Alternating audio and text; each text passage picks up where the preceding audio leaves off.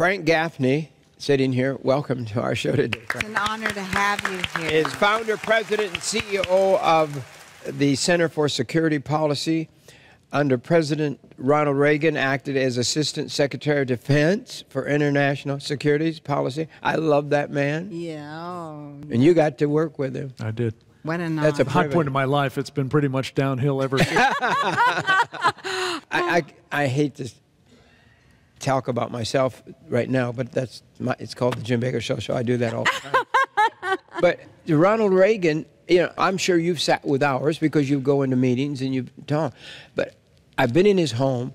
I've been in meetings that would last hours. My favorite picture with Ronald Reagan is wearing our shirt sleeves and talking in meeting. And he was I believe he was God's man for the hour for our presidency. Did you believe that? Amen. It's not so much what I believe or not. I think history has borne that out, Jim. Yeah. When you look at the changed direction this country took under his leadership, it was a God thing. It was a time such as that, and thank God he was the man for the time. Yeah. Give me a few more things that you've done that you're happy with. I've worked all my professional life on national security issues, and came to this particular cause with wonderful friends like those who were on the panel with us late in my life, I have to say, but have realized that what is happening to Christians around the world today is a national security problem. Sure. What is it foot really is an assault on Christendom, That's not right. just Christians, and Judeo-Christian values and institutions, which are, of course, the wellspring of our constitutional republic, are all in jeopardy, as you say, Jim, 500 million people elsewhere. We're on the same trajectory. Yes. As are the rest of Christendom. It's just, thank God, we're not as far along. Right. But the plan of those who seek to take this religion and the traditions and values and freedoms that it has made possible down are absolutely intent, as Mondo said, to bring it here too. And you see evidence of it in small ways. It's often much less obvious than what we should be very cognizant of, and we'll be talking about here in terms of the violence and horrors overseas. But it's of a piece with it. At the end of the day, it is about eliminating this bulwark against, evil, Satanism, secularism, whatever you want to call it. But this has in mind, at the end of the day, what all of these stories have in common is it is religious freedom, which I think we all understand is our sort of foundational Absolutely. that is on the line. And whether it's being salami sliced in small pieces or whether it's being frontally assaulted through decapitation, it is the challenge of our time to face it, confront it, and defeat those enemies of freedom. I'm not even kidding. It goes to this point of restoration. Restoration Of the church. Yes. Christmas time and year round. Could I just invite Bob Fu to say something about what's happening in China? Yeah.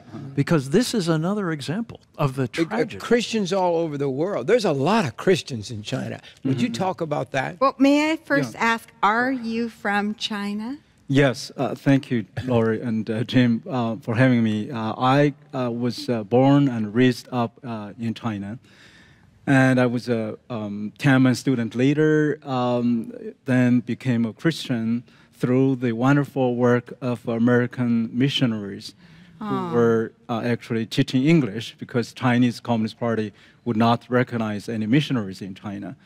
And that's how I came to Christ. And then I started involving the underground church movement in China. You were in the famous Tiananmen Square. I was there. Wow. There. I was a student leader for that moment. In my university. And then later on, during the political persecution I became a Christian because of really the effort, the love of our American brothers and sisters there. So of course, then I continued to really engage with the underground church and started a house church in Beijing and underground seminary, and then my wife and I were put into prison. Oh, we called it prison theology. So that's a required course. That's what Jim says all Common the time. denominator. I have a prison-tested theology. And that's what you have. I just had an intensive course. Just 2 months, my wife and I stayed in a Beijing prison for sharing the gospel. And but you know, that was 20-some plus years ago. But today, as we just mentioned, among those 500 million Christians who are facing persecution globally, you know, over 100 million are living in China. 100 million Christians. This actually combined to what Kevin just said. Yes, you know, the persecution is even becoming more and more and worse and worse. And perhaps today, under this Emperor Xi, now President Xi Jinping, he's already got the nickname Emperor Xi because he removed the term limit of his presidency. And basically, the persecution in China today is the worst since maybe 40-some years ago, after Chairman Mao launched the Cultural Revolution. Wow. And you have church being burnt, you have thousands of churches being shut down, and you have the hundreds of thousands of crosses of the church building were being forcefully demolished and burned. We have a Chinese-American church pastor, my good friend, Pastor John Hall, who pastored church in North Carolina, received a 7-year sentence in March this year. No. Still in Chinese prison. What? For simply setting up 16 schools for Burmese, persecuted children. With 2,000 children, he helped, set up schools. Yeah. And we have many pastors are still, being, imprisoned, and some even were killed. To illustrate, the kind of the underreporting that you'd call the mainstream media. Not how much information we know through the mainstream media. That's right. Thank you, Jim. Yeah, I think as we all know, the scripture says, remember those who are in prison as if we are their fellow prisoners. Yes. I think first of all, we pray for them. In our prayer, that's the best weapon we have. Amen. It's a spiritual battle. That's because right. After all, why those good, peaceful, caring, loving Christians are chosen to be the persecuted, murdered and killed. Right. And secondly, of course, you guys have been already doing this to speak up, to be a voice for those voiceless brothers and sisters. Amen. When I was in prison, the hardest time was really I didn't feel that anybody knows about what's happening, the loneliness, the isolation. Yes. That's why the Communist Party is cutting off all the information, try to censor every thing. And so to pray for them, to speak up for them in any public forums, and I think to let them know they're not forgotten. That's right. Their prison is not being kind of forgotten. So that itself is a great way to support them. Of course, we support those persecuted Christians by helping them. We have a B-roll about what you all are doing. We did this on the spur of the moment. Let's watch it. Too few Americans know that 215 million Christians in a record number of countries around the world are being subjected to brutal human rights abuses and even genocidal violence by authoritarian regimes and radical groups. Western media, many elected officials, and even some faith leaders have been silent for too long about this anti-Christian plague of oppression and death sweeping the globe. These crimes against humanity have been allowed to fester and proliferate.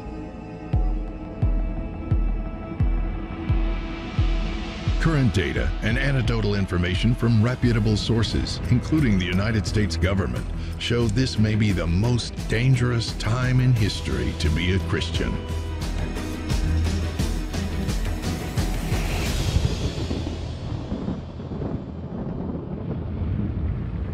Save the Persecuted Christians Coalition is a large and growing group of faith leaders and community influencers determined to raise Americans' awareness of the plight of the world's Christians. We seek not only to alleviate the suffering, but to discourage and ultimately stop those responsible for it by igniting a movement to hold the persecutors accountable and create real costs for their crimes.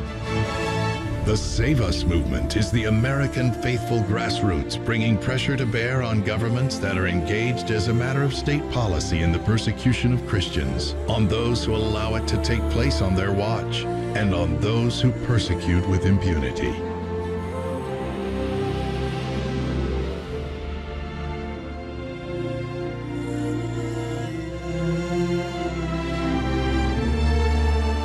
Join the Save Us movement at SaveThePersecutedChristians.org. Make no mistake about it. When we talk about this as a existential struggle between freedom of religion, for starters, and everything else that we hold dear, it gets you pretty quickly to the fact that we are facing threats from Sharia and we need to counter it abroad as well as here at home. Bob, I know you have to catch an airplane. Before you leave, is there a lot? I want to ask one question, and I know we're on seconds now, but what do you see when you're in China? What do you see in the world? What can the church do? Something that you know works. What can you do? Yeah, what can we do is, I think, based on really the scripture's teaching that if one part of the body suffers, yes, the whole body suffers. Yes. Yeah. No matter you are Yes. a member in the North Korean church, underground church, or Chinese church, Nigerian church, or Iranian church, or any churches, if any part, we are one body of Christ. If one part suffers, we all suffers. Yes. I think that the most important thing we could do in the free world is to really sincerely to remember, find specific ways how to remember those who are in bond as if we are bonded with them. Through prayers, through knowing their names. Pray with specific names, because it's much easier to say a prayer that, oh, Lord, pray for the persecuted church. But know this Ashia baby, know this name Pastor Cao Sanqiang, in Beijing, in China, serving the prison term. Know this, Pastor Ali Mujang Yimiti, who was a Muslim, convert to Christian, received 15 years sentence. I know even a government-sanctioned church pastor who received 18-year sentence. Nice. Yeah. I mean, these are names, I think, are not kind of abstract. So when we know them and learn about them, then we can participate, like what Frank just mentioned. Yes. Could I just Pastor suggest Andrew Brunson? Yes. We'd love to have him on the show someday with you all come together, because it was faith without works. Right. Our president would not stop working on it, and so many others. It wasn't just the president; he was and the vice president. But it was people praying and working, and it's that power of prayer and faith. But it was something else, Jim. And this is where we think this coalition to save the persecuted Christians, of which Bob and Kevin and some others who will be with us shortly are all about. It is works, as you say.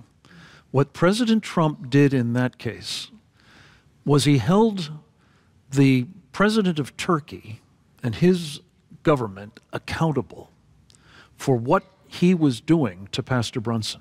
Mm-hmm. And he created costs to the Turkish government of engaging in this kind of persecution. And the point is, if we start holding persecutors accountable and we start making them realize that this is not something they can do with impunity. You may begin to see them calculating they will not continue to engage in this. And this is the point. There are many organizations, Bob Foos is one of them, that are doing incredibly important work, often very courageously, in some of the places where this persecution is taking place.